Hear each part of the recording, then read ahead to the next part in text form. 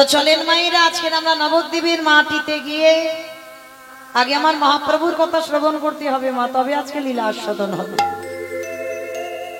কারণ এই যে জগতে আমরা এতগুলো নারী জাতি আছি, আমরা এখানে অনেক নারী জাতি, তবে আজকে নবদ্বীপের মাটিতে একটা নারীর চরিত্র শুনব, একটুখানির জন্য শ্রবণ করব। জগতে অনেক সতীর নাম আমরা শুনেছি, তারা দ্রৌপদী, মন্দোদরী, অহল্যা, অনুসুবা, মালাবতী, জগতে অনেক সতী আছে। কিন্তু আজকের আমি একটা সতীর নাম এই নবদ্বীপের মাটিতে বলবো, তার চরিত্র শ্রবণ করে বাবা আপনারা নিজেরা অনুভব করবেন সে নারীটা কি সতী হওয়ার যোগ্যতা অর্জন করেনি, করেছিল। শুধু পঞ্চসতী নয়, জগতে অনেক সতী আছে যাদের কথা আমরা শাস্তি পাচ্ছি না। আজকে নবদ্বীপের মাটিতে এই যে মাঘ মাস চলছে, এই মাঘ মাসে পয়লা তারিখ যে ছেলেটাকে আমরা হারিয়ে বসেছিলাম, নবদ্বীপ অন্ধকার করে নবদ্বীপে বাসীকে কাঁদিয়ে 24টা বছর বয়স মাত্র, আর 24 বছরের ছেলে নবদ্বীপ বাসীকে কাঁদিয়ে ঠিক মাঘ মাসের পয়লা তারিখে গুরুদেবের কাছে গিয়ে বাবা দীক্ষা মন্ত্র নিয়েছিল। এই মাঘ মাস ঠান্ডার সময় সংসার ছেড়েছিল কবে? পৌষ সংক্রান্তির দিন। মহাপ্রভু মনে মনে ভাবলেন বাঙালিরা খেতে ভালোবাসে, এমন একটা দিনে আমি সংসার ছাড়বো, সবাই খেতে ব্যস্ত থাকবে, কেউ আর ঘর থেকে বার হবে না। সে গরিব হোক আর বড়লোক হোক মা, ওই সংক্রান্তির দিনে আমাদের প্রত্যেকের বাড়িতে একটু না একটু পিঠে পুলি হয়। কিংবা আপনাদের এদিকে নিয়ম আছে তো? বেশ, আমাদের ওদিকেও আছে। সে একটা দুটো রকমের পিঠে তার বাড়িতে অবশ্যই হয়। আর ওই দিনে আমার ঘরের ছেলে, আমার নয়, আমার বলা মানে আমার ব্যক্তিগত হচ্ছে, আমার একার নয়, আমাদের সবার ছেলে নিমাই 24 বছর বয়স মাকে কাঁদিয়ে সন্ন্যাস ধর্ম নেবে বলে সংকল্প করেছে। কিন্তু কথা দেওয়া ছিল বাবা, মা না বললে ছেলে যেতে পারবে না, মাকে অনুমতি দিতে হবে। তাহলে কিভাবে অনুমতি নিয়েছিল জানো? বারান্দায় ঘুমিয়ে আছে, নিমাই গিয়ে ডাক দিয়েছিল। ঠিক ঠান্ডার সময় তো একটু তাড়াতাড়ি ঘুমিয়ে পড়ে।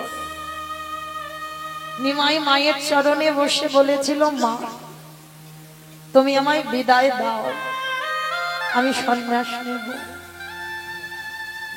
মা ঘুমের ঘরে, আর নিমাইয়ের কণ্ঠটা ছিল মা ঠিক কোকিলের মতো কণ্ঠ, এমন আওয়াজ না, কথা বললে মনে হতো যেন কোকিল কানের কাছে কুহু কুহু রবে ডাকছে। ঘুমের ঘরে মা বলেছিল, ব্রজের কোকিল তুই ব্রজে ফিরে যা। এটাই ছিল মা সচিমার জীবনে সব থেকে বড় কাল। কেন বলবে ব্রজের কোকিল ব্রজে ফিরে যা? শেষ বেলার মতো মাকে প্রণাম করে, আর ওই যে ছোট মেয়েটা না, 14 বছর বয়স, মেয়েটা রোজ ঘুমাতো, তবে আজকের ঘুমটা একটু অন্যরকম। নিদ্রা দেবীকে স্মরণ করে বিষ্ণুপ্রিয়ার চোখে এমন ভর করেছে যেন বিষ্ণুপ্রিয়া আমার কাল নিদ্রা এসেছে। কোনদিন মেয়েটা তো ঘুমায়নি,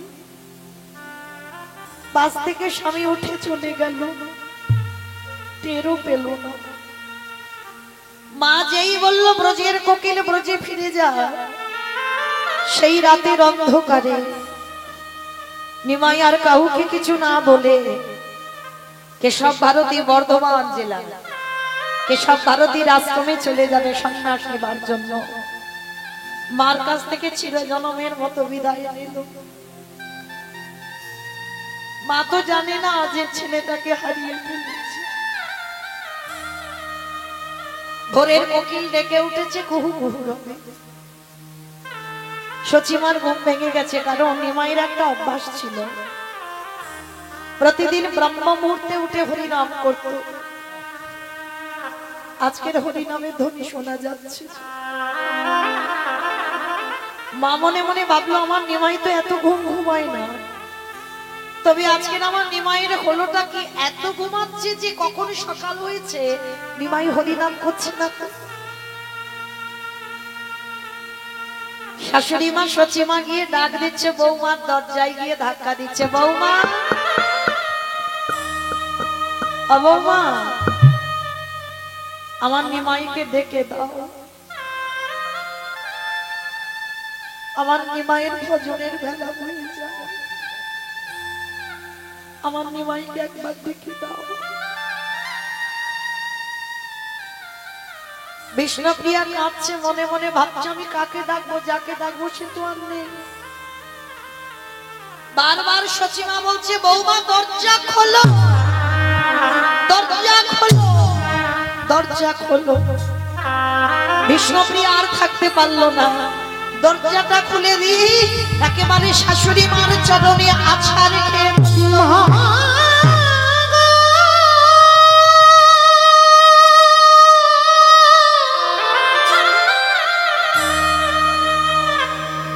মাগো তোমার এই নদিয়াতে না,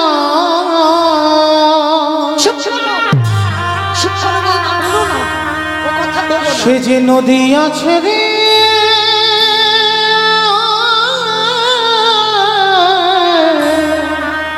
চলে গেছে। আমার নিমাই কখনো যেতে পারে না, আমার নিমাই আমাকে শুয়ে কথা দিয়েছে আমি না বললে ও যাবে না।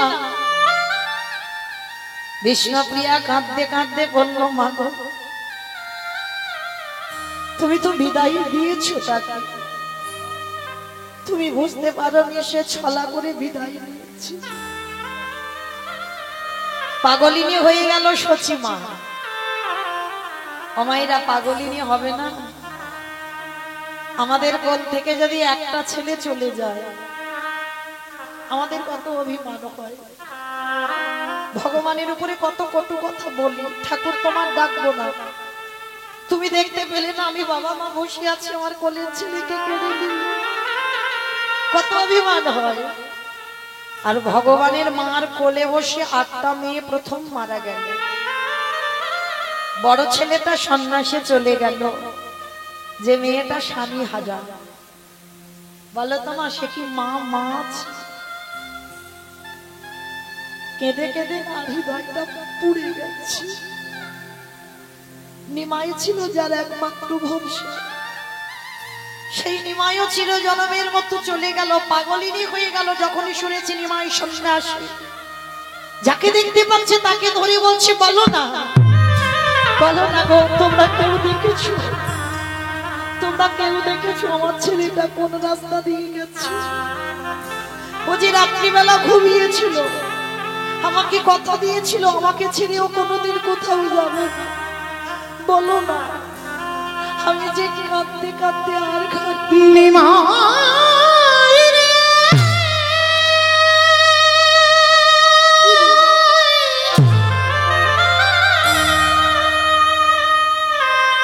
ওরে আমার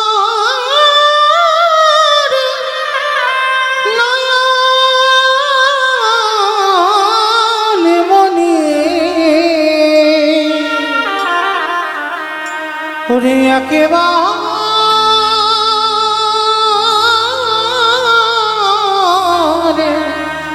ফিরে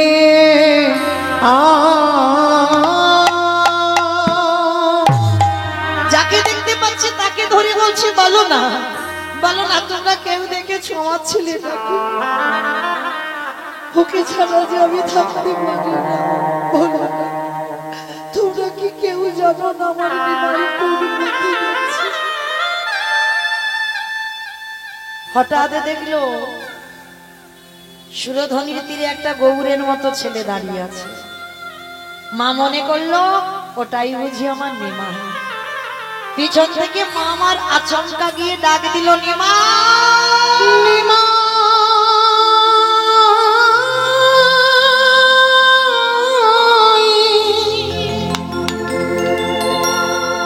একেবারে দাঁড়ারে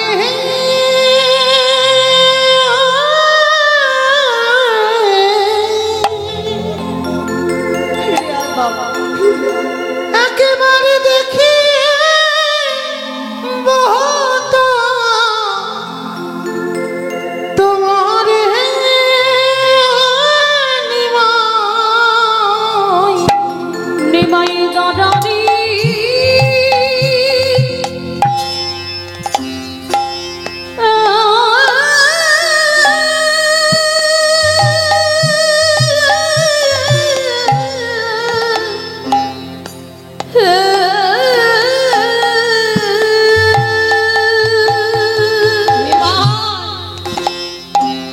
আমি যদি আগে জানতাম তোকে লেখাপড়া শেখালে তুই মাথা দিয়ে চলে যাবে, আমি কোনোদিন তোকে লেখাপড়া শিখিয়ে তোকে পণ্ডিত করতাম না বাবা। আগে যদি জানতাম রে নিমা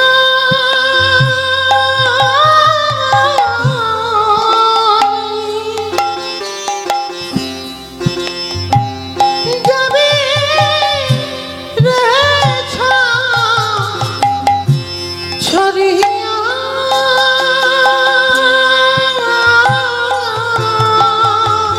নিমাই আগে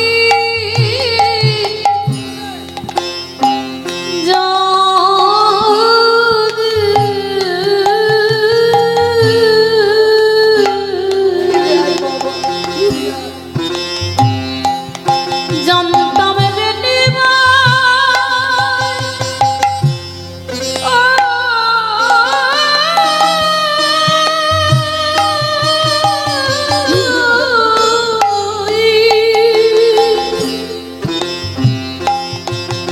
নিমাই যাবে ছড়িয়া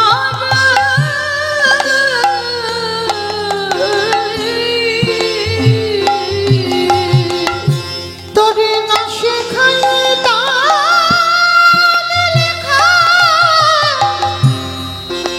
পড়া রে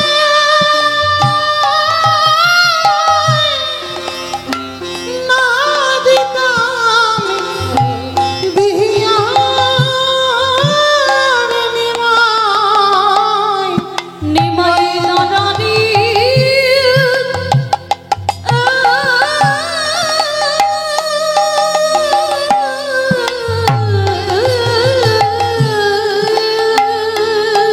নিমাই, একবারও ভেবে দেখলি না বাবা, আমার দশা যদি এমন হয়, ওই যে ছোট্ট মেয়েটা ঘরে কেমন করে পুড়ে পুড়ে ছাই হচ্ছে, ঘরে মধু ফিরে আয় বাবা। বিষ্ণু প্রিয়ারে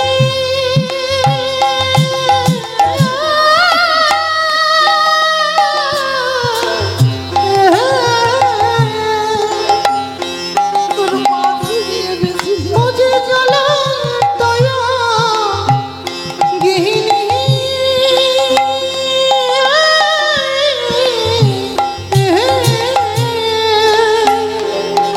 ওদের ঘরে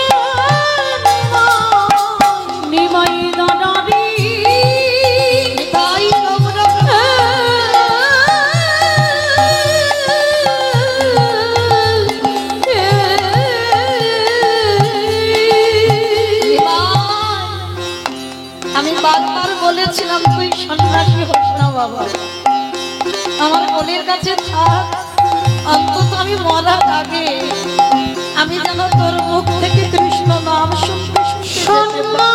সন্ন্যাসীরা হইও রে নিমাই।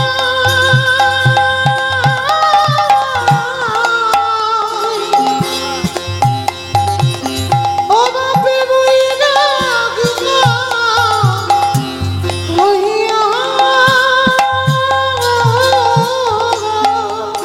ওরে শূন্য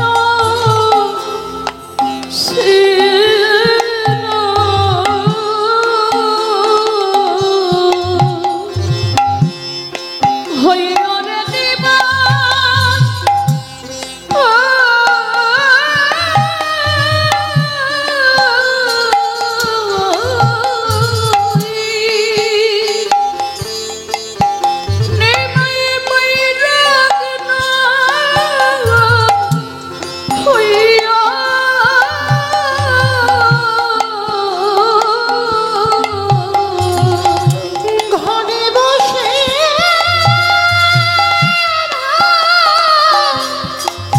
এই আহাগীর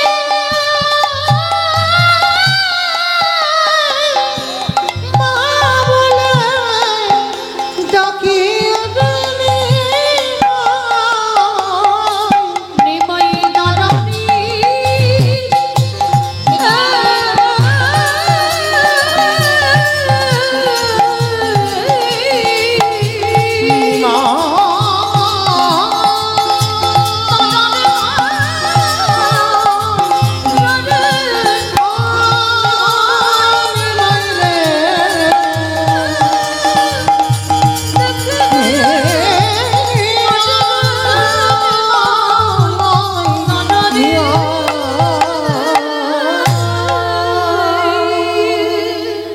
বুঝতে পারলো ওটা নিমাই নয়, নিমাইয়ের মতো দেখতে একজন। রেগে গিয়ে বলে উঠলেন, নিমাই কৃষ্ণ পাবার জন্য ছুটে যাচ্ছিস? নিমাই রে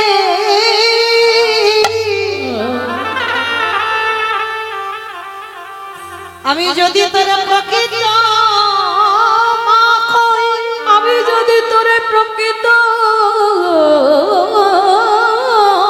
মা হই, আমি তোর অভিশাপ দিলাম। ওরে নিমাই মামা দানো ভালো না, আরে তোর মা যত নদীয়ায় বসে বসে কাঁদবে, তোর কৃষ্ণ দর্শন কোনদিন হবে না। বিশ্বের শ্রেষ্ঠ মালিক ভগবান অন্তর্যামী ভক্তির কথা অনুভব করলো। মা অভিশাপ দিয়েছে কৃষ্ণ দর্শন হবে না। সন্ন্যাসের পর নিমাই এসেছিল, জন্ম ভিটাতে নয়, শান্তিপুরী অদ্বৈত আচার্যের ঘরে। আর নিতাই চাঁদকে খবর দিয়েছিল, দাদা সারা নবদ্বীপ বাসীকে খবর দিয়ে দাও, তারা যেন সবাই আমার কাছে এসে আমাকে দেখে যায়, কারণ আমি তো সন্ন্যাসী, আমি আর যেতে পারবো না, ওরা যেন আমাকে এসে দেখে যায়। কিন্তু বাবা মায়ের দশা যদি এমন হয়, ওই ছোট্ট মেয়ে বিষ্ণুপ্রিয়াকে যে বিয়ে করে চলে গেল, বয়স ছিল মাত্র 14 বছর। বলেন বাবা 14 বছরের মেয়ে মানে কতটুকু মেয়ে? সেই ছোট মেয়েটাকে ফেলে চলে গেল। আর যেদিন থেকে নিমাই চলে গেল না, বিষ্ণুপ্রিয়ার একটা সংকল্প ছিল। কি সংকল্প জানো? প্রতিদিন ব্রহ্ম মুহূর্তে ঘুম থেকে উঠত। ওই যে কালকের বললাম না, যারা গৌর গোবিন্দ ভালোবাসো তৈরি হয়ে থেকো, মরার আগে পর্যন্ত তাদের চোখের জল শুকাবে না। আর এই বিষ্ণুপ্রিয়ার এক বান্ধবী ছিল যার নাম কাঞ্চন। বন্ধু বান্ধব অনেক থাকে বাবা, কিন্তু সবার কাছে সব কথা বলা যায় না। কাঞ্চনার গলা জড়িয়ে ধরে বলেছিল, গৌর ভালোবাসলে যে এত কষ্ট পেতে হবে, গৌর চরণ আশ্রয় করলে আমার জীবনে যে এত কষ্ট নেমে আসবে আমি কোনোদিন ভাবিনি। যদি জানতাম আমি কোনোদিন আমি গৌরকে ভালোবাসতাম না। প্রতিদিন এই বিষ্ণুপ্রিয়া ভোরবেলা সূর্য উদয়ের 1 ঘন্টা 36 মিনিট আগে এই ভোরের বেলা মা আঁচলে করে কিছু ধান নিয়ে যেত। আস্তে মা আস্তে কথা নয়, আঁচলে করে কিছু ধান নিয়ে যেত। এই জায়গাটা একটু মন দিয়ে শুনবে।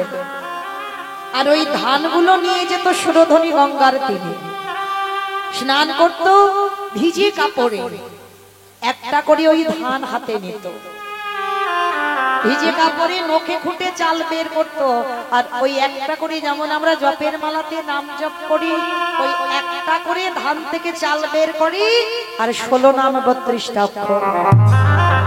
হরে কৃষ্ণ কৃষ্ণ কৃষ্ণ হরে হরে, হরে রাম রাম রাম হরে হরে। 16 নাম 32টা অক্ষর বলে আর একটা করে ধান থেকে চাল বের করে। কতক্ষণ? সূর্য পাটে বসা পর্যন্ত। যতগুলো চাউল হয় একটা সংকল্প, ওই যে বললাম নিমাই চলে যাবার পর ওইটুকু চাউল মাটির হাঁড়িতে রন্ধন করে, শাশুড়ি মাকে সেবা দেয়, বাড়ি একটা কাজের মেয়ে ছিল তাকে দেয়। আর বিষ্ণুপ্রিয়ার সংকল্প একটা করে অন্ন সেবা করে।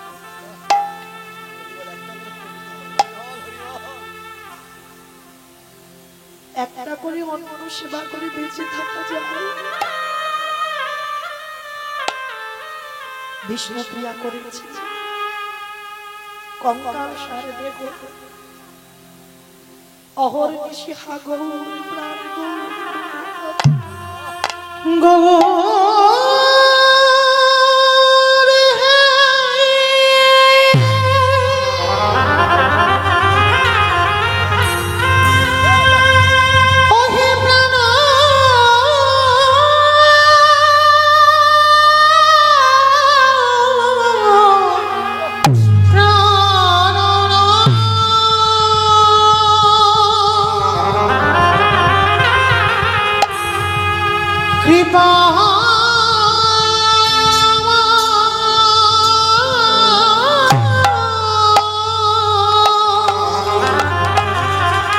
কৃপা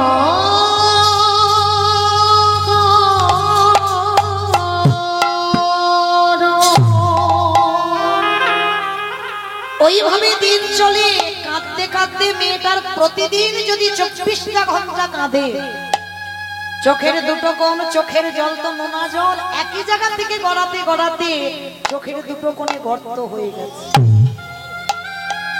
অনুভব করেন মা কত কান্না কাঁদলে তবে চোখের কোণে গর্ত পড়ে যায়।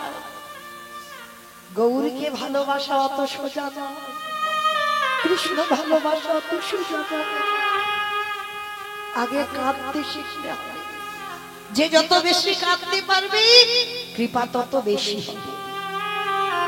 বিষ্ণুপ্রিয়া ওই নয়ন জলে বুক ভাসিয়ে কাঁদে। আর ওই সবাই মিলে দেখতে যাচ্ছে বাবা নিমাই এসেছে অদ্বৈত আচার্যের ঘরে। আর সবাই যখন নদিয়া থেকে ছুটতে ছুটতে যাচ্ছে, নিমাই এসেছে গো, নিমাই এসেছে, চলে একবার দেখে আসো, সবাই দেখতে যাচ্ছে। আর কতগুলো মেয়ে বিষ্ণুপ্রিয়ার কাছে গেছে, প্রিয়া তুই কেমন বিচারিণী হয়েছিস দেখেছিস? আমাদের নিমাই এলো, সবাইকে যেতে বললো, কই তোকে তো যেতে বললো না। মানে যেটা চলতি কথায় বলে বাবা, কাটা ঘাই নুনের ছিটে দেওয়া। সবাই কিন্তু জানে বিষ্ণুপ্রিয়া কষ্ট পাচ্ছে, কাঁদছে, কারণ নদিয়া থেকে সবাই যাচ্ছে, সবাইকে বলেছে, কিন্তু বিষ্ণুপ্রিয়াকে কেউ খবর দেয়। আবার তার উপরে কতগুলো মেয়ে বলছে তুই বিচারিণী হয়েছিস, অসতী হয়ে গেছিস, ওই জন্য আমাদের নিমাই সবাইকে যেতে বললো, তোকে তো বললো না। বিষ্ণুপ্রিয়া চোখের জলটা মুছে ফেলে বলছে, বাহ তোরা আমার কষ্ট দিবি বলে কথাটা বলছি,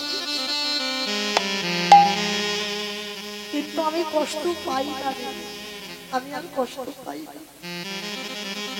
কষ্ট পেতে পেতে হৃদয়টা পাষাণ হয়ে যাচ্ছে, আর কষ্ট পাই না। তবে শোন, এই যে আমাকে বলছিস না, সবাইকে যেতে বললো, আমাকে যেতে বললো না। কিন্তু একবারও কি তোরা এই কথাটা বলবার আগে ভেবে দেখেছিস? যে মানুষটাকে পাবার জন্য জগতে সবাই কাঁদে, ত্রিজগতের মানুষ যে মানুষটাকে পাবার জন্য কাঁদে, আসলে সে মানুষটা কার? এই পৃথিবীতে সেই মানুষটাকে আমার মতো করে কেউ পায় না। তাই তোরা হাজার বলবি, হাজার কষ্ট দিবি, আমি কষ্ট পাবো না। যা, তোরা চলে যা। আর তোরা গেলে মনে করছিস কি আমাকে বললে আমি যেতাম? আমি কখনো যেতাম না। নদিয়া থেকে সবাই যাবে, কিন্তু আমি যাব না। সবাই গিয়েছিল বাবা নিমাইয়ের কাছে, কিন্তু বিষ্ণুপ্রিয়া যায়। নবদ্বীপ অন্ধকার, কোনো লোকজন নেই, একা বিষ্ণুপ্রিয়া ঘরের কোণে। ঠিক সন্ধ্যা হবে, তুলসী তলায় বসেছে। তুলসী তলায় বসে বসে কাঁদছে আর বলছে, আমার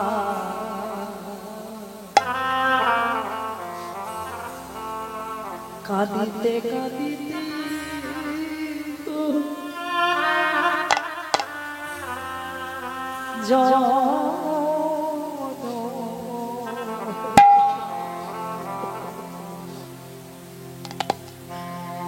গেল।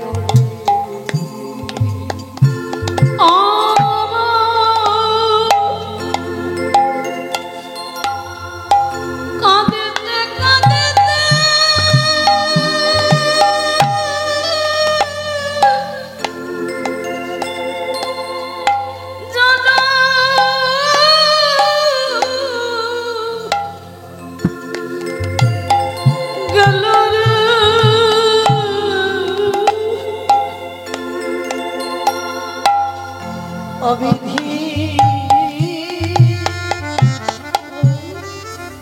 লিখিল ভালে, ভালে মানে কথা, কত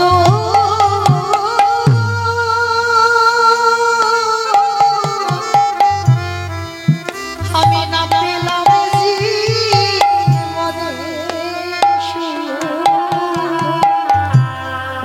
বিধি লিখিল ভালে, কত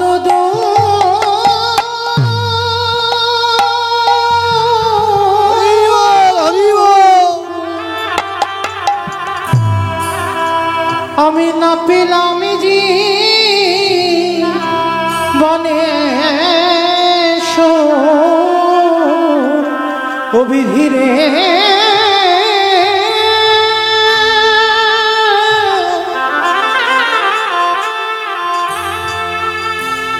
ওরে ধীরে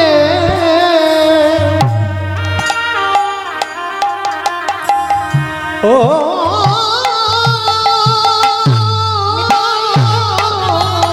ধীরে বিধি লিখিল ভালে, কত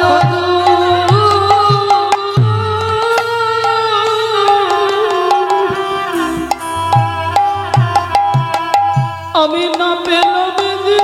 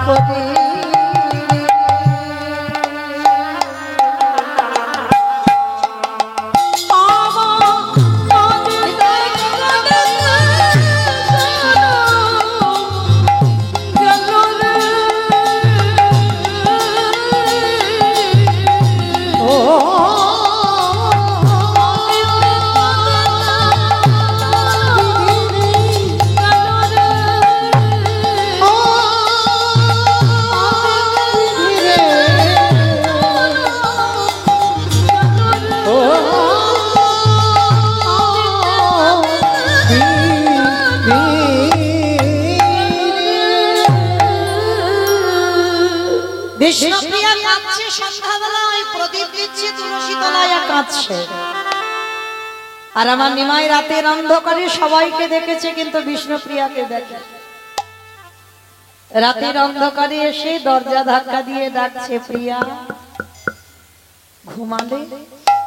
একবার চেয়ে দেখো, আমি নদিয়ায় কারোর জন্য আসিনি, আমি তোমার ঘরে এসেছি, একবার আমার পানে চাও।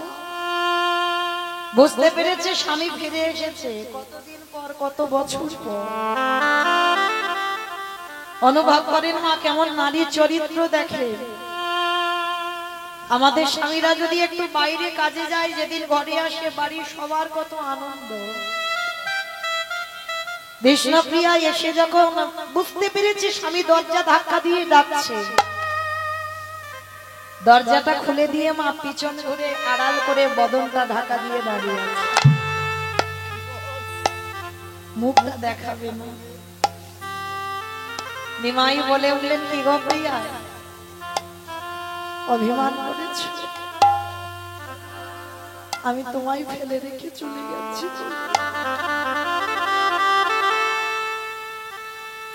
কিন্তু ধর্ম রক্ষার জন্য, এই জগৎবাসীর কল্যাণের জন্য তোমার সন্ন্যাস নিতেই হবে।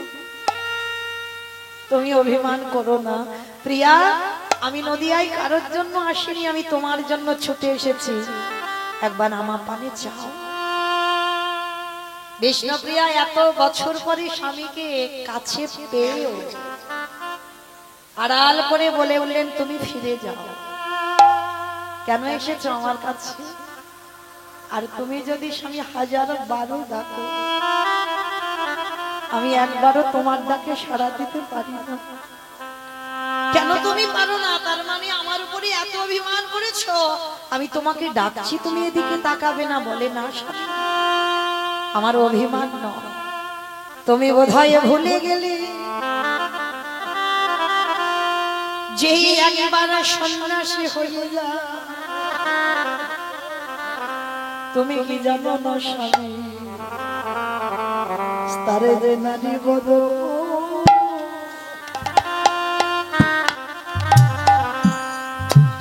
তারে যে স্ত্রী বদল দর্শন,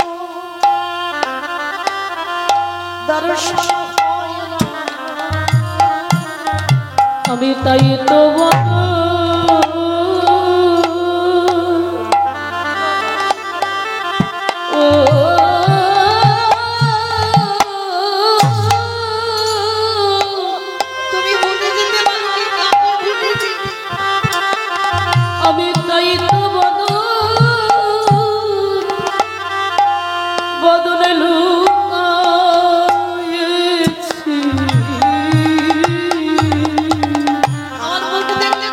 তোমার নারী বদল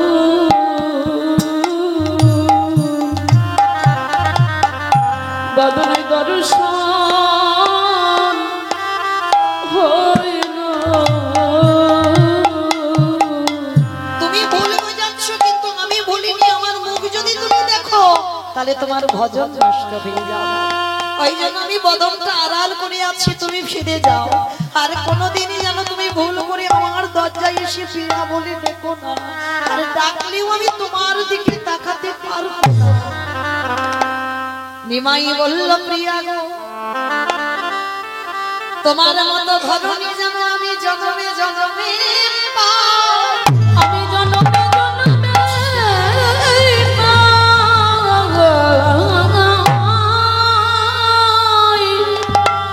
তোমার মতো ঘরণী আমার কৃষ্ণ ভজনের পদ নষ্ট হতে দিলে না। হ্যাঁ গো প্রিয়া, আর তো কোনোদিন তোমার সঙ্গে আমার দেখা হবে না। তাহলে আজকে যে আমি তোমার কাছ থেকে চলে যাব, তুমি আমার কাছে কিছু চাও। আমি এ জীবনে কোনোদিন তোমায় সুখ দিতে পারলাম না, তুমি আমার কাছে কিছু চাও। বিষ্ণুপ্রিয়া বলেছিল, দেবে আমি যা চাইবো। বলো প্রিয়া, তুমি কি চাও? যা চাইবে আমি কথা দিলাম তোমাকে আমি দেব। বেশ। ওগো স্বামী গো, আমি ধন চাই না, যশ চাই না, বাড়ি চাই না, ঘর চাই না, তোমাকে চাই না। আমি চাই আমি কৃষ্ণচরণ যদি নাম পাই, তুমি যেন কৃষ্ণচরণ দাও। তবে যাবার সময় যদি এই দাসীকে কিছু দিতে হয়, একটা জিনিস তুমি দিয়ে বলো তুমি কি চাও। তোমার চরণে চরণের খড়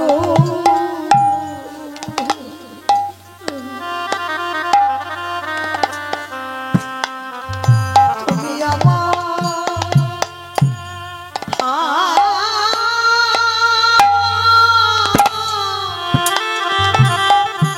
আমায় দাও।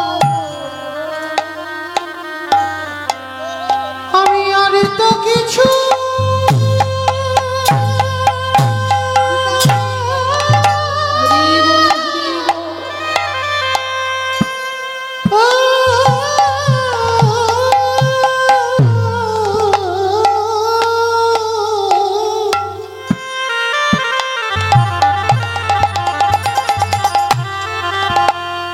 আমি আর তো কিছু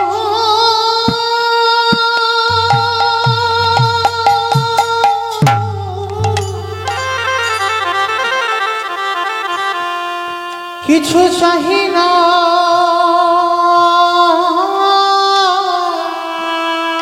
স্বামী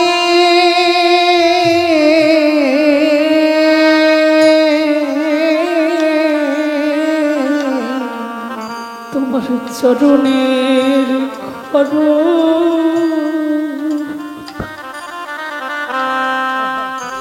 খড় মামা দিও।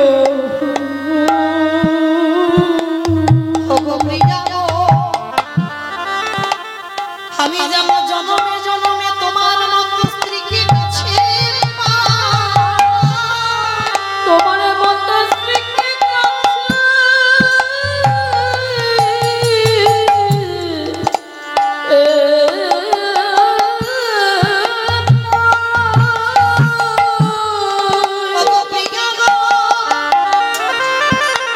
যদি কোনোদিনই আমার কৃষ্ণ সনে সাক্ষাৎ হয়, আমার কৃষ্ণকে চরণ ধরে বলবো, হে দয়াময়, তুমি আমাকে কৃপা করো না করো, আমার প্রিয়াকে যেন চরণ ছাড়া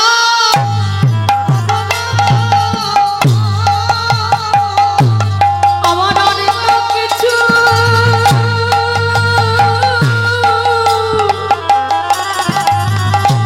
কিছু চাহি না,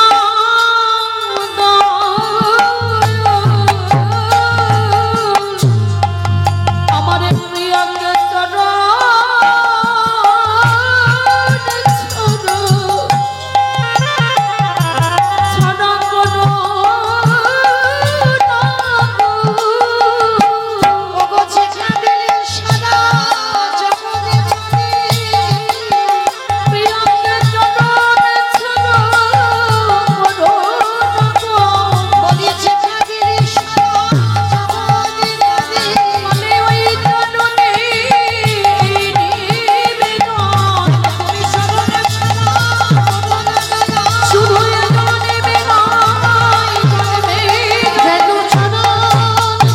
কোনো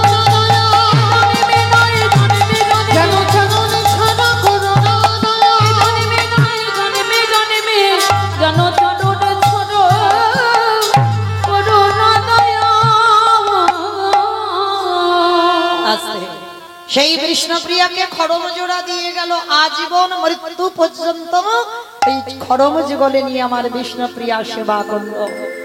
তাহলে নিমাই যাবার সময় বলে গেল, প্রিয়া তোমার মতো স্ত্রী যেন জনমে জনমে আমি পাই। তাহলে আমাদের মতো মেয়েরা আমার চাইতে জানি না, তাই কৃপা হয় না। ঠিক ঠিক যদি চাওয়ার মতো চাওয়া যেত, তাহলে বাবা আমাদেরও গৌর গোবিন্দ কৃপা হতো। নিতাই গৌর প্রমাণ। হরি বল হরি বল। অনেকে জানেন হুগলি জেলায় একটা বিখ্যাত জায়গা আছে যেটা বাবা তারকেশ্বরের মন্দির। অনেকে গেছেন বা নাম শুনেছেন। শুধু এই তারকেশ্বরের মন্দির নয় বাবা, হুগলি জেলায় বহু বহু জায়গা আছে।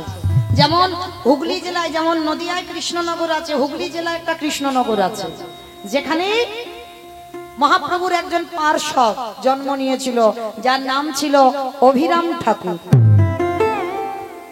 এই অভিরাম ঠাকুরটা কে জানো? ভালো করে শুনে নাও মা। অভিরাম ঠাকুর হচ্ছে শ্রীরাম দাদা, ভগবান কৃষ্ণচন্দ্রের একজন সখা ছিল, যার নাম শ্রীরাম সখা। তো যেদিন ব্রহ্মা গরু চুরি করেছিল, আর গরু বাছুর চুরি করে যখন গুহতে লুকিয়ে রেখেছিল, কৃষ্ণ মনে মনে হেসেছিল, ব্রহ্মা তুমিও আমাকে চিনতে পারলে না, আমার উপরে সন্দেহ করে আমি ভগবান কি না জানবার জন্য তুমি আমার গরু বাছুর গুলো চুরি করলে, আমার বন্ধুদের চুরি করলে। দেখো আমি কি করি।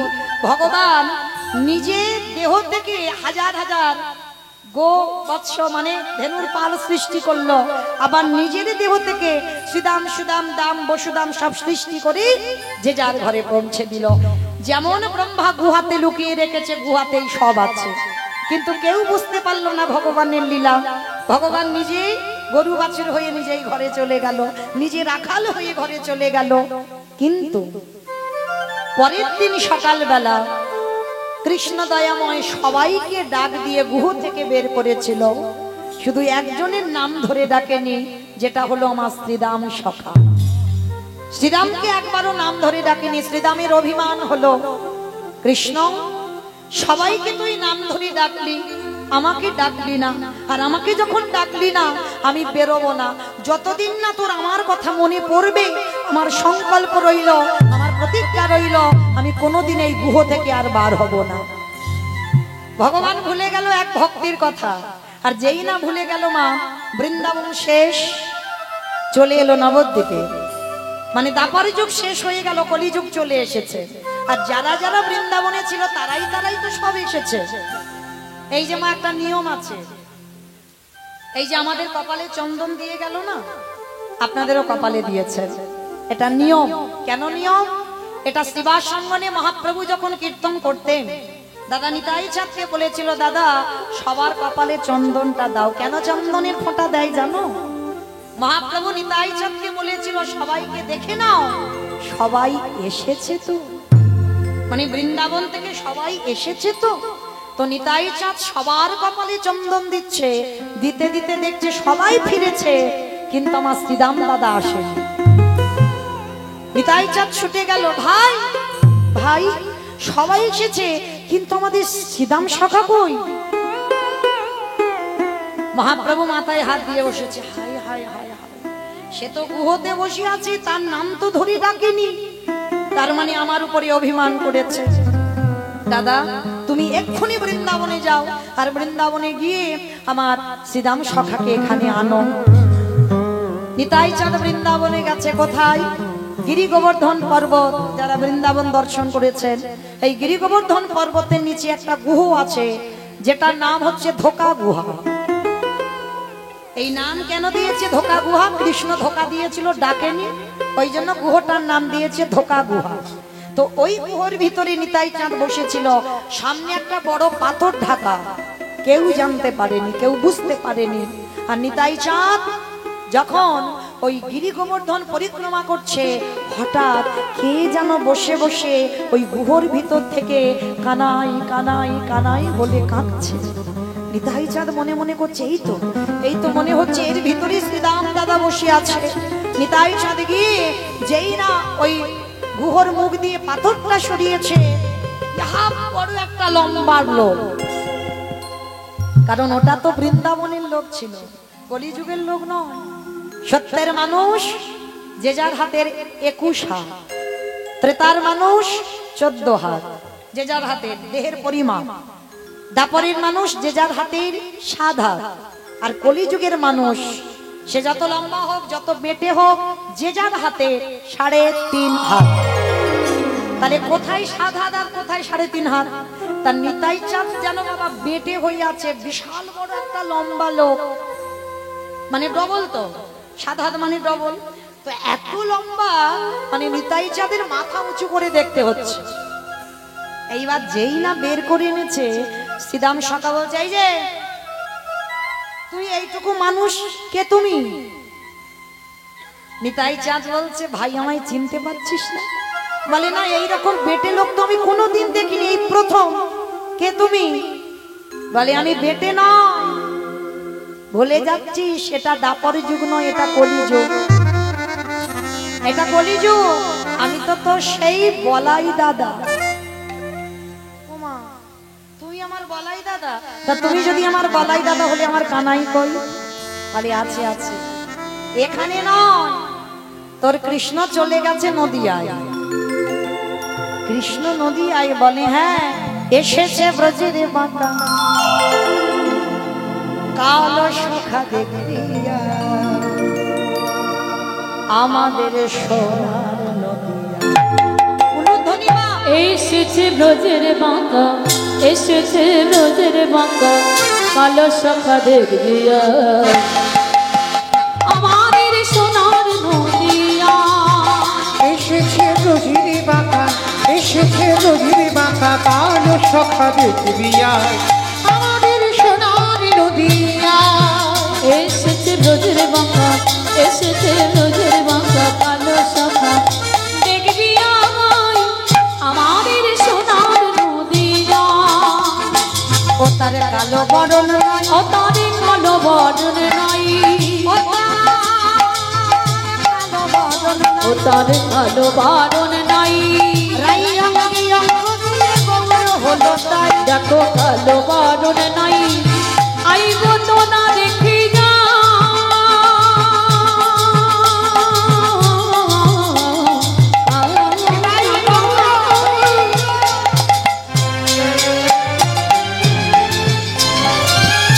ওই নদীনা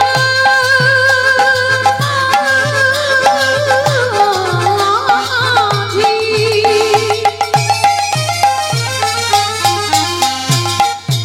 আমারে গোনারে কি ভাব দেখে যাও, দেখে যাও, দেখে যাও। কালো বরণে নাই, কালো বরণ নাই, রাই অঙ্গে অঙ্গ দিয়ে গৌরী হলো তাই। রং ফিরেছে, ঢং ফিরেছে। রং ফিরেছে, ঢং ফিরেছে।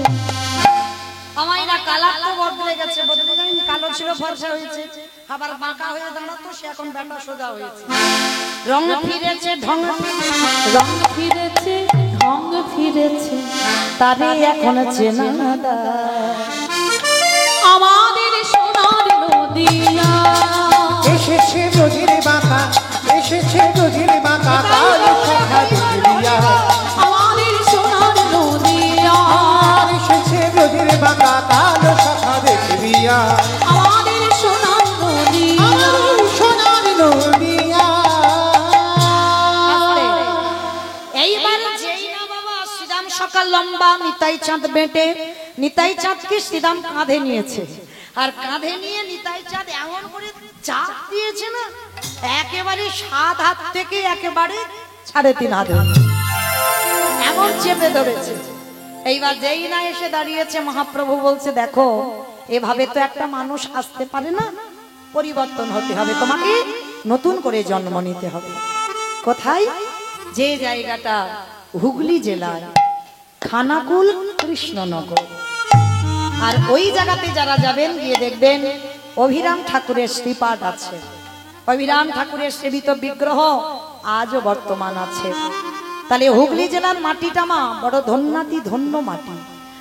আগে আমাদের সবাইকে জানতে হবে বাবা, এটা কলিযুগ, আর এই কলিযুগে মা যাগযজ্ঞ নয়, ব্রত পূজা নয়, ধ্যান তপস্যা নয়। কেউ যদি পূজা অর্চনা না করে, মহাপ্রভু বলছে তাতে অসুবিধা না। কেউ যদি যাগযজ্ঞ যদি না করে তাতেও অসুবিধা নাই, কেউ যদি ব্রত পূজা না করে তাতেও অসুবিধা নাই। কিন্তু কলিযুগের মানুষদের একটা পদ অবলম্বন করতে হবে অবশ্য। সেটা কি?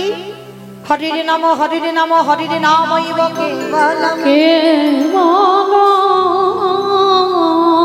কলো নাস্তে বা নাস্তে বা নাস্তে বা গতির গতির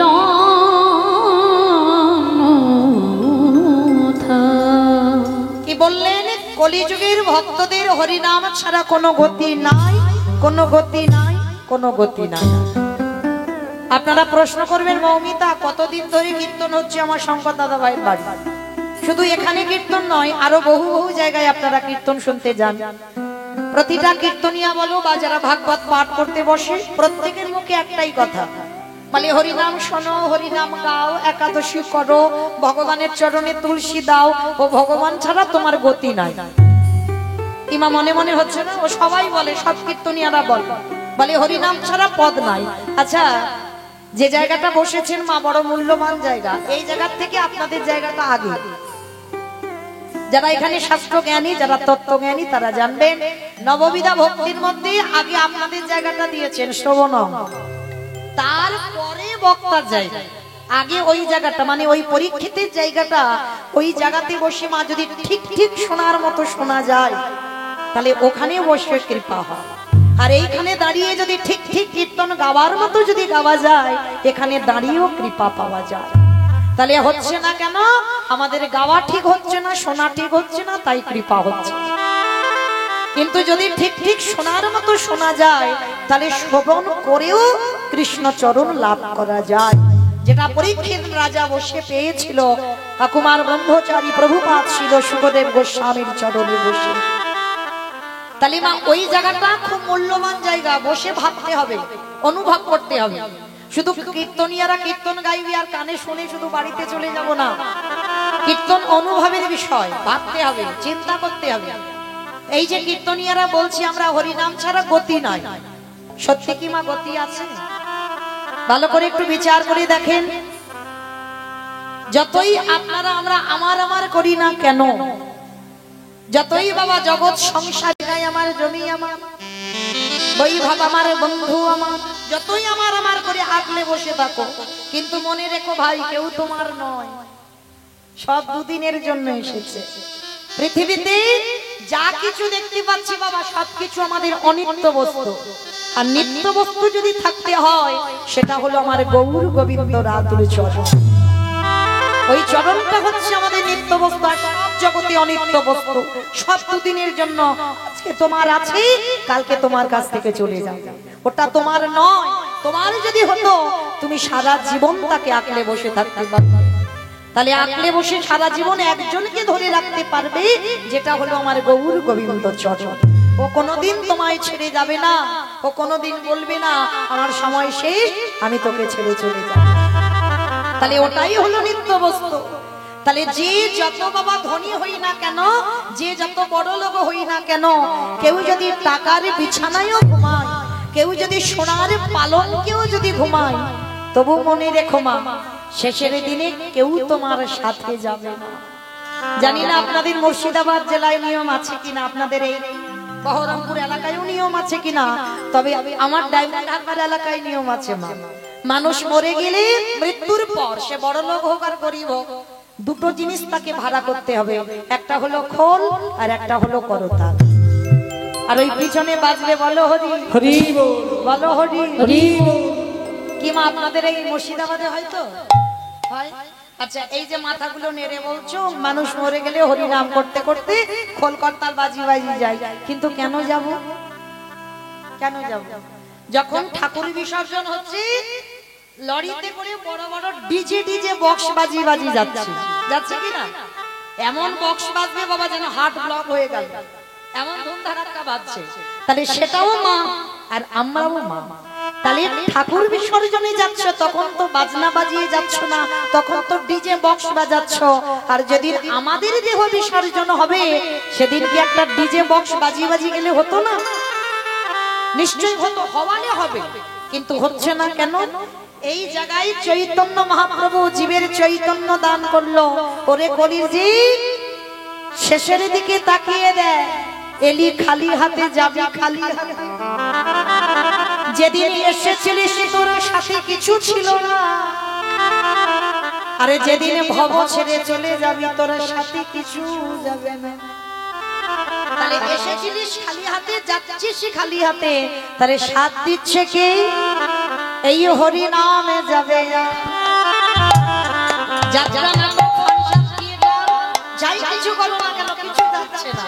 তাহলে যাচ্ছে কি এই হরি নামে যাবে গা। আমাদের পচা দেখা দেহ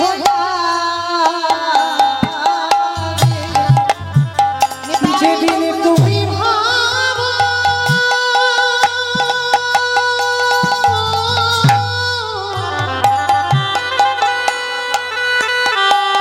যেদিন তুমি ভাবো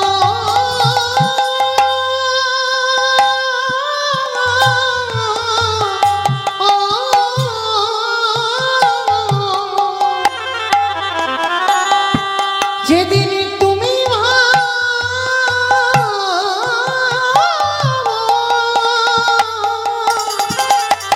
রাধে ওই ভাব পারে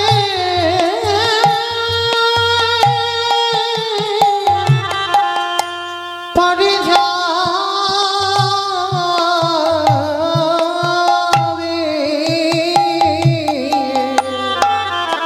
সেই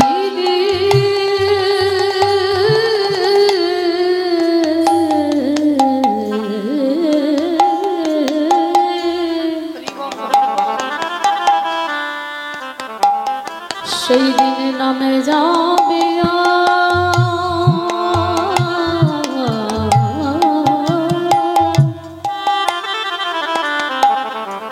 এই পচা দেহ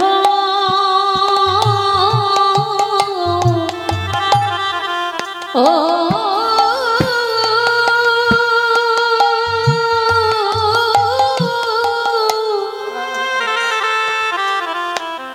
দেহ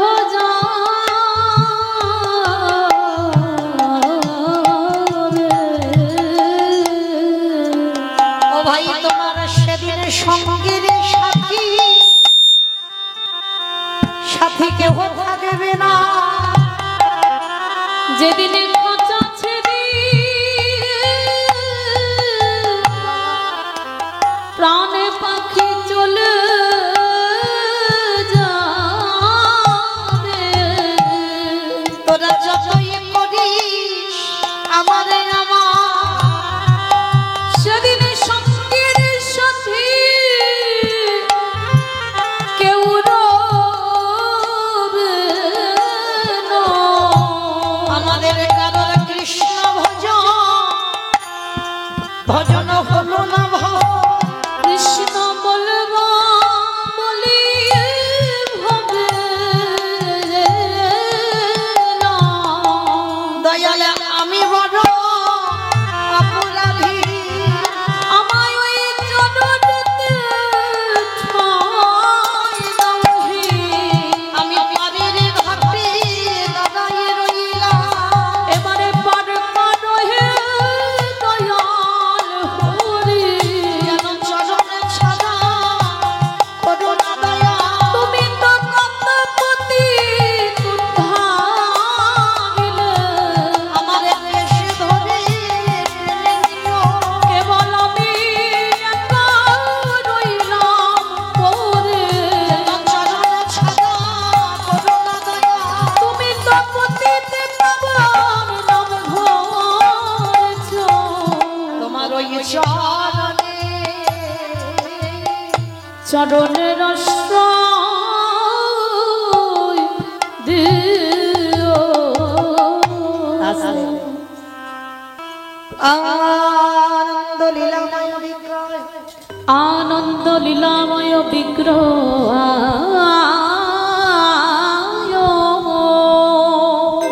হে মাধবদেব ছবি সুন্দরায় হে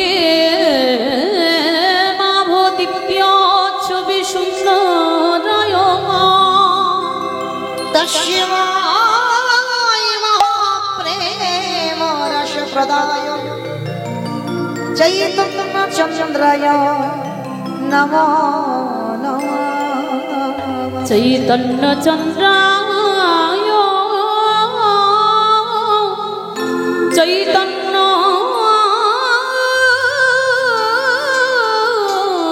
চন্দ্রায় নমো নমস্তে।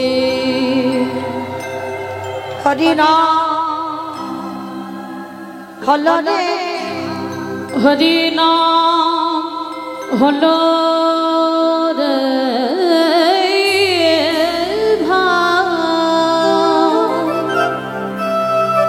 আমাদের ভব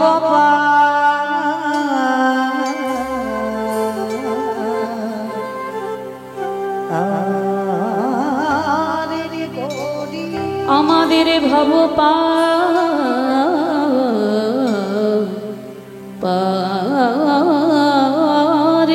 করি কৃষ্ণ নাম হলো রে আমাদের ভব পারের তরি এই কৃষ্ণ নাম হলো রে ভাই ভবপারে ওরে এই আসরে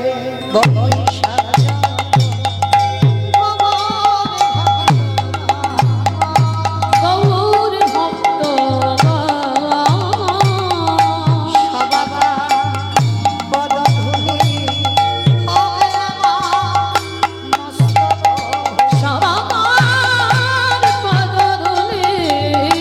ভক্ত আমার মস্তক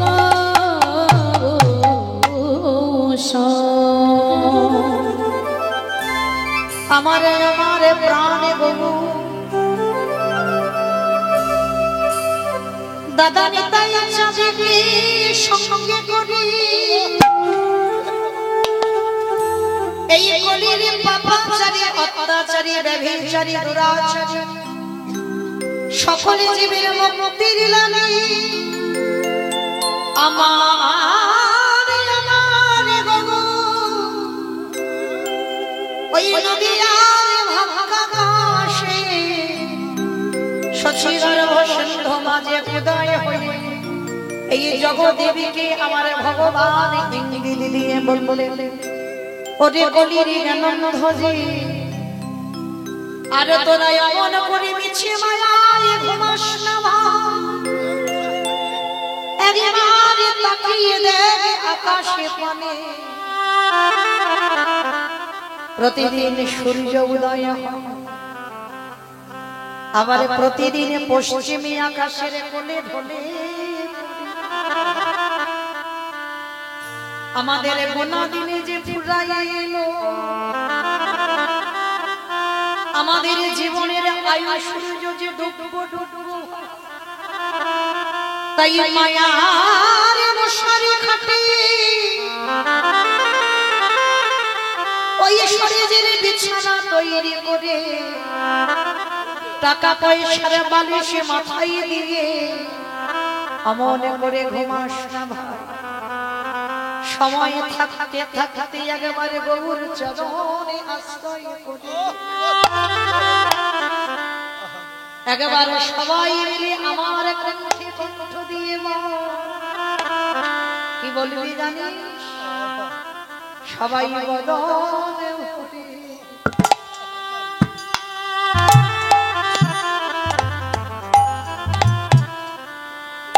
ভরে একেবারে কৃষ্ণ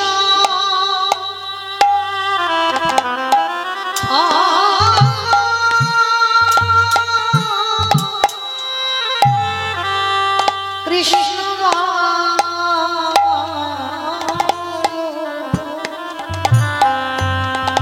তোদের হাতে ধরি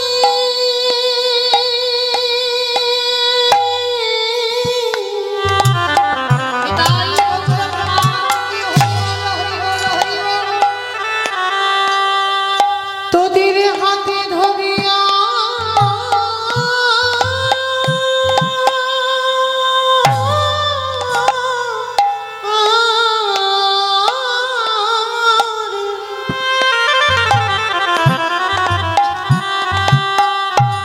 তোদের হাতে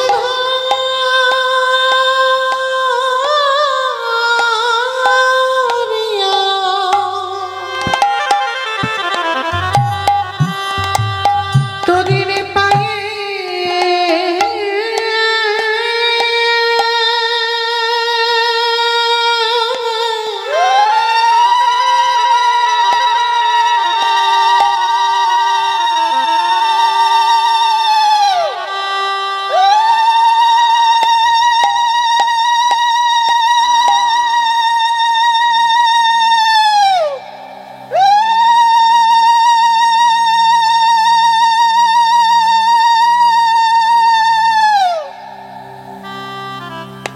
তোদের হাতে ধরি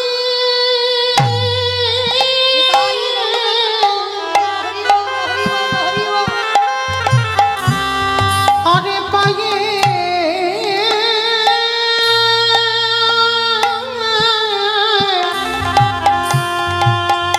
পায়ে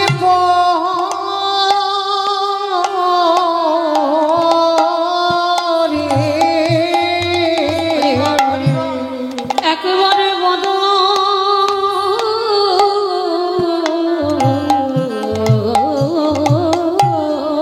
ভরে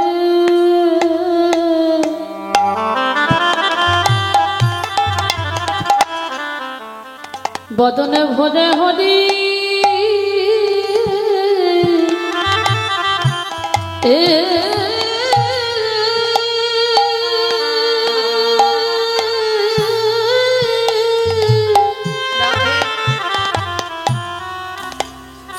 হরি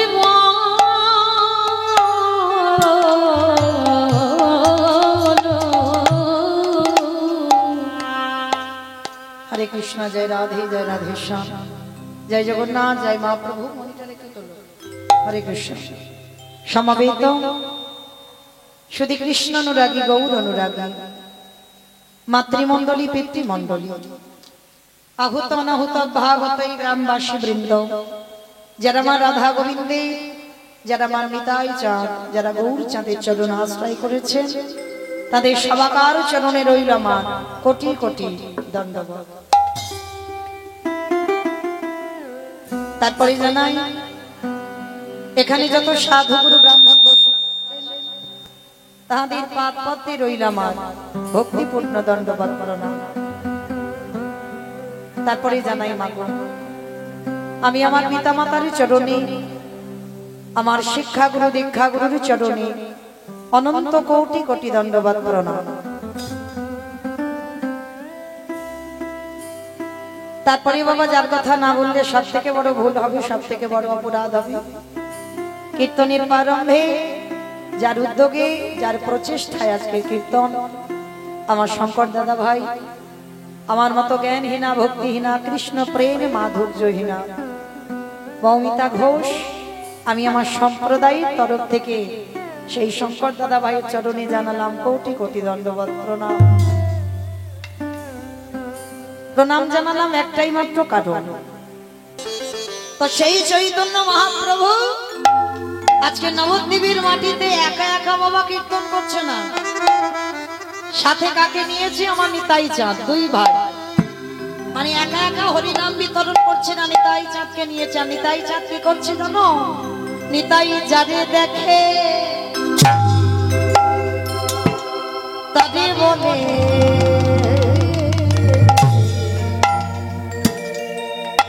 দন্তে ত্রিল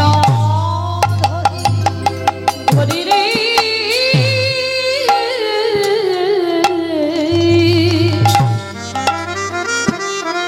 নিতাই জানে রাখি আরে বলে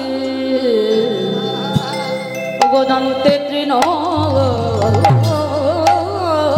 ধরি ধরি রে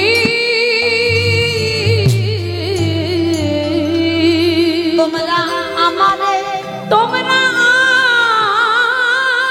আমারে, তোমরা আমারে। এটা মৌমিতার কিন্তু বলছে না, নিতাই চাঁদ বলছে। কি বলছে? নবদ্বীপের অলিতে গলিতে যারে দেখে তার পদ ধরে বলে কলির আনন্দজি,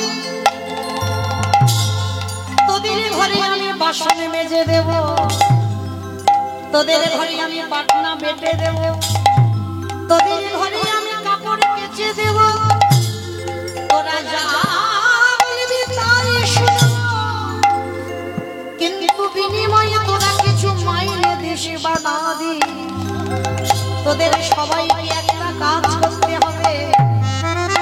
কত সুন্দর কথা দেখো নিতাই চাঁদের, তোরা যা বলবি আমি সব করে দেব, সংসারের যাবতীয় কাজ করে দেব, তাহলে তার বিনিময়ে কোনো মাইনে নাও। তাহলে কি করতে হবে? তোরা আমার, তোরা আমার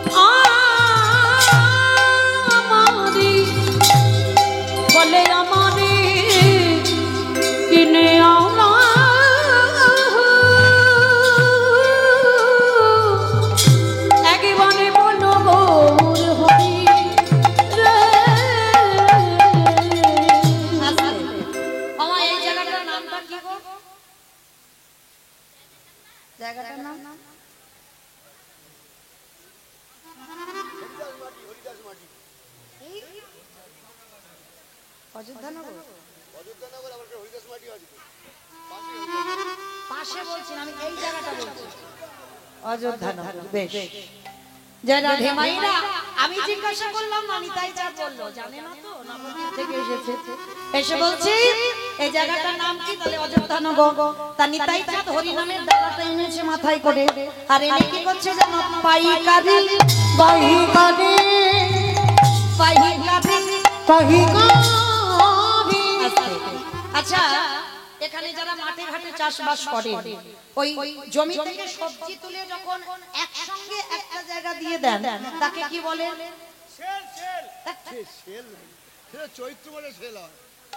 আর আবার অনেকে বলে, আমরা বলি পাইকারি দেওয়া। পাইকারি তো বলে। বেশ, আমার ডায়মন্ড হারবার এলাকায় ওদিকে বলে পাইকারি দেওয়া। তো নিতাই চাঁদ অযোধ্যানগরে হরিনামের ডালাটা এনেছে, এনে কি করছে জানো? পাইকারি পাইকারি পাইকারি বলে পাইকারি। একটা কথা বলছি বাবা, দুটো মানে হচ্ছে, ভাবতে হবে, অনুভব করতে হবে। কীর্তন মানে অনুভব। পাইকারি পাইকারি মানে একসঙ্গে হরিনাম দিচ্ছে অযোধ্যানগরে, ওই জন্য বলছে, মানে অন্যান্য জায়গা নয়। এখন কীর্তনটা নিতাই চাঁদ দিচ্ছি অযোধ্যানগরে, আর দিয়ে কি করছে? পাইকারি দিচ্ছে। আর একটা মানে হচ্ছে পাইকারি পাইকারি পাইকারি পাইকারি বলে পাইকারি পাইকারি মানে একসঙ্গে দিচ্ছে পাইকারি দেওয়া। আবার বলছে হরিনামটা যে দেব অযোধ্যানগরে মানুষ পাচ্ছে না, পাইকারি।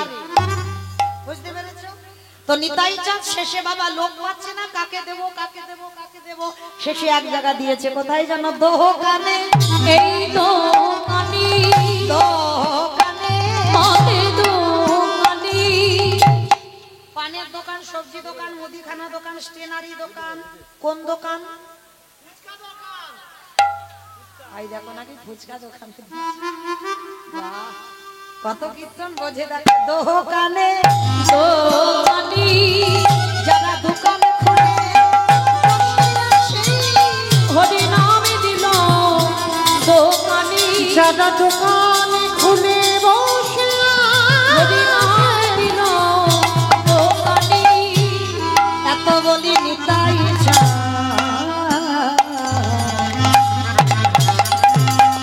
ভূমি গড়ি যায় যায় রে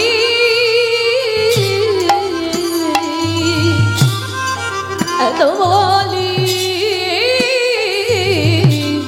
নিতাই চাঁদ। দেখো ঘুমে গলি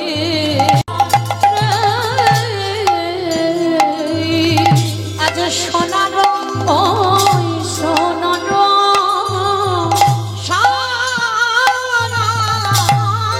দেখো সোনার পর্বত পর্বত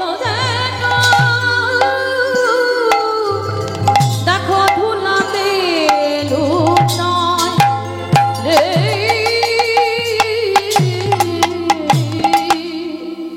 আজ কে কি নিবিয়া বলে কে কি নিবে আয়। আমার কাছে আছে এমন অমূল্য সম্পদ, তোরা কে কি নিবিয়া কে কি নিবে আয়। ওই না গোলকে অমূল্য ধন। তোরা কে কি নিবে আয়। বলি দারে দারে বিলাইছে, নামে দামে দাঁড়ে বিলাইছে বলি দারে দারে বিলাইছে, দাঁড়ে দাঁড়ে বিলাইছে। বলি মধুমাখা কৃষ্ণ নামে দাঁড়ে দাঁড়ে বিলাইছে বলি মধুমাখা কৃষ্ণ নামে দাঁড়ে দাঁড়ে বিলাইছে। বলি হবে না আর হবার নয়। হবে না আর হবার না। বলি এমন দূরে দুর্লভ মানব জন্ম, না না হবে না আর হবার না। দূরে দুর্লভ মানব জন্ম। হবে না আর হবার না। যে দেখনি দেখে না, যে দেখনি দেখে না যে দেখনি দেখে না, যে দেখনি দেখে না। রাধা কৃষ্ণ যুগল চাঁদ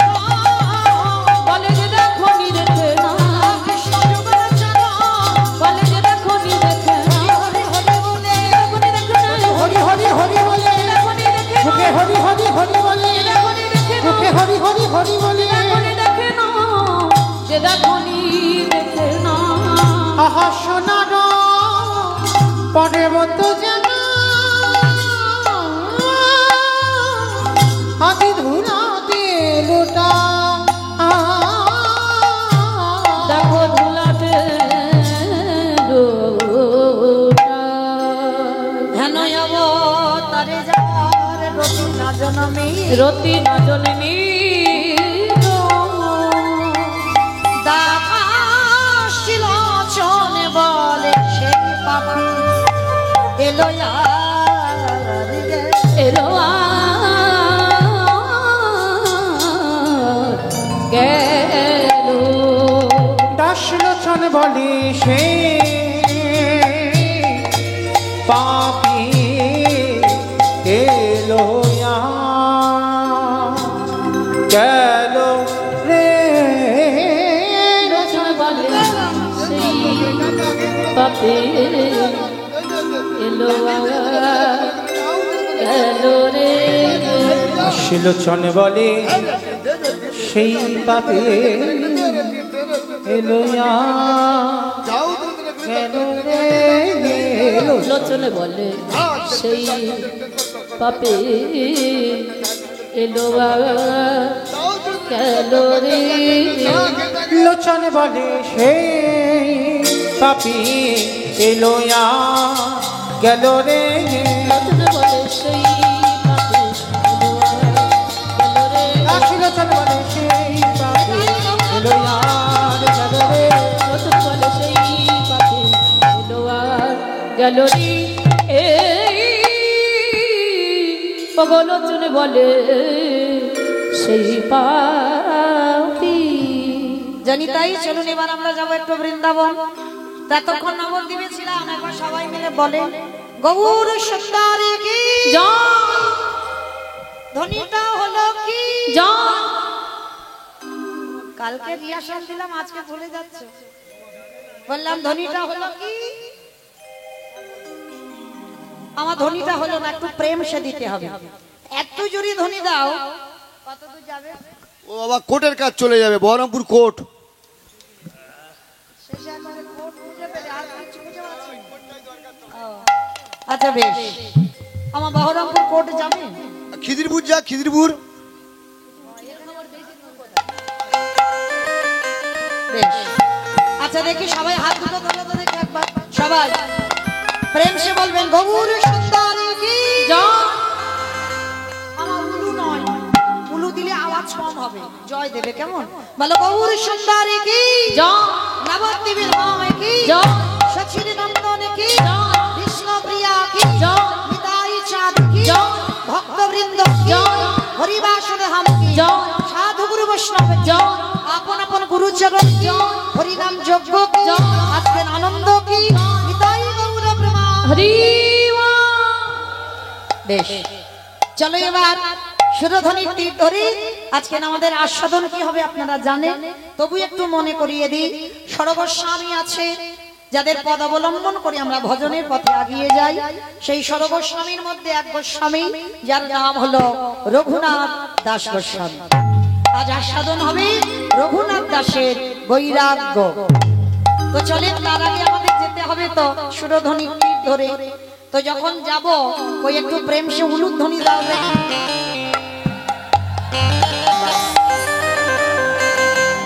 সুরধ্বনির কিনারায় সোনার নূপুর দিয়া গায়ে নাচে নাগরী সুন্দর গৌরাঙ্গনা সুরধ্বনির কিনারায় সোনার নূপুর দিয়া পায় নাচে নাগরী গো সুন্দর গৌরাঙ্গরা। সুরধ্বনির কিনারায় সোনার নূপুর দিয়া গায়ে নাচে নাগরী সুন্দর গৌরাঙ্গনা। ওই সুরধ্বনির কিনারায় সোনার নূপুর দিয়া পায় নাচে নাগরী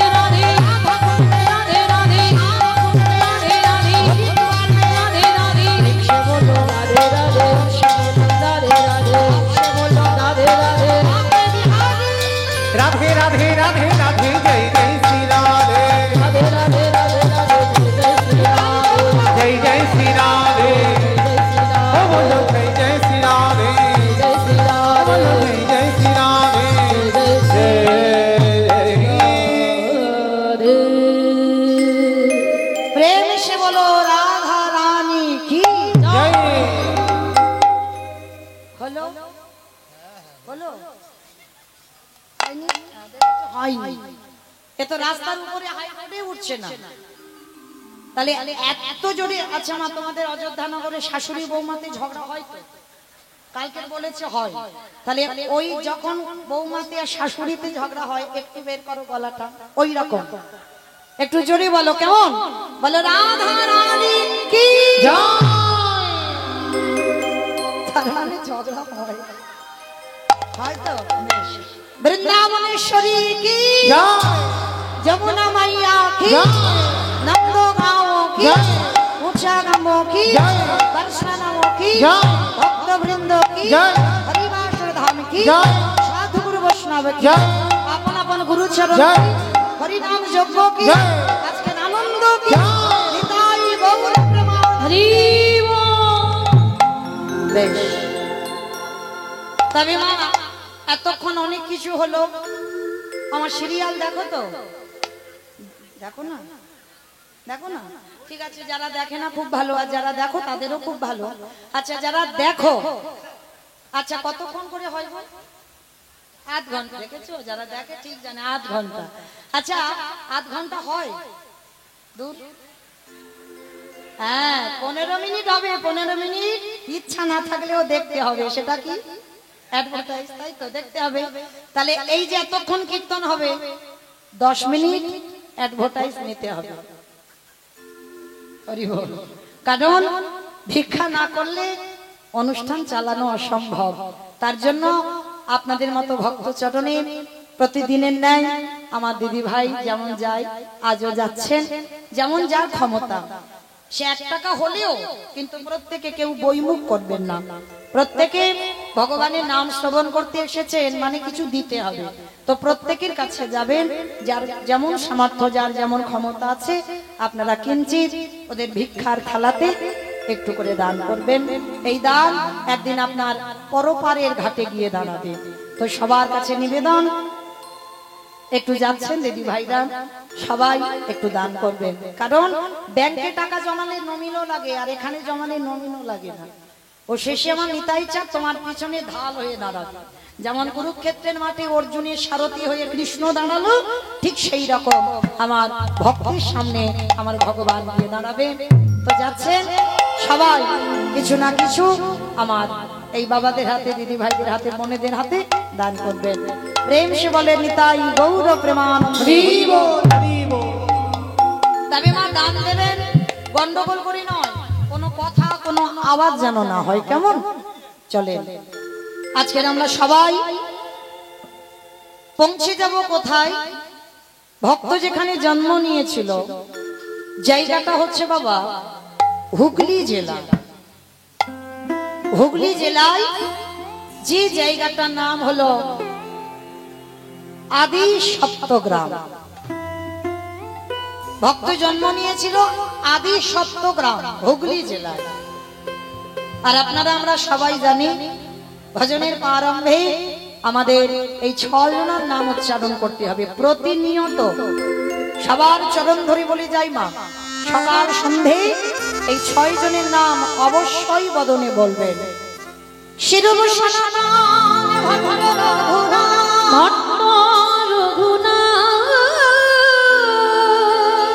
শ্রীজীব গোপাল দাস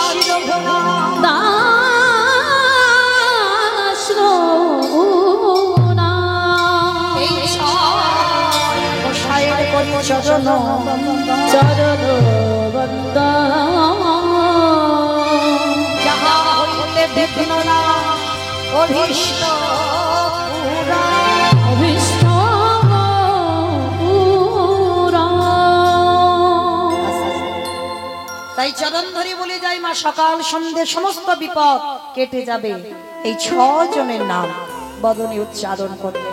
কিছু বলেন, কোন মন্ত্র বলেন বা না বলেন। তো আজকের এই 6 জনের মধ্যে একজন যার নাম রঘুনাথ দাস গোস্বামী। আর এই রঘুনাথ দাস গোস্বামীর জন্মস্থান ছিল হুগলি জেলায় আদি সপ্তগ্রাম।